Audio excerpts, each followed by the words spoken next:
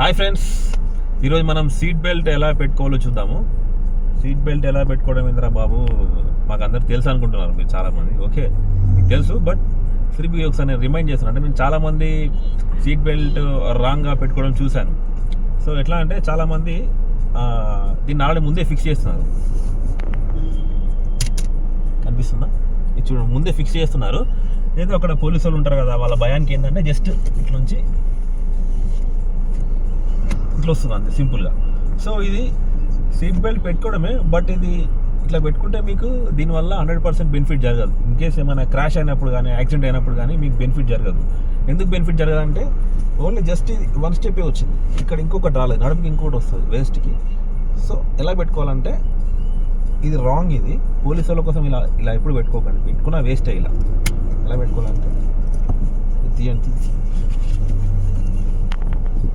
కంప్లీట్గా ఇట్లా. సో ఒకటి వేస్ట్కి రావాలి, ఇంకొకటి షోల్డర్స్ రావాలి. సో ఇట్లా పెట్టుకుంటే ఏంటంటే ఇన్ కేస్ కార్ క్రాష్ అయినా కానీ మనం ఫ్రంట్కి జరగము. సో ఫ్రంట్కి మూవ్ అవ్వం కాబట్టి మన హెడ్ కానీ టోటల్ 100% ప్రొటెక్షన్ ఉంటుంది. సో దీనివల్ల ఇది బెనిఫిట్ అనమాట. చూడండి, ఇది కంపల్సరీ పెట్టుకోవాలి. ఓకేనా? Thank you.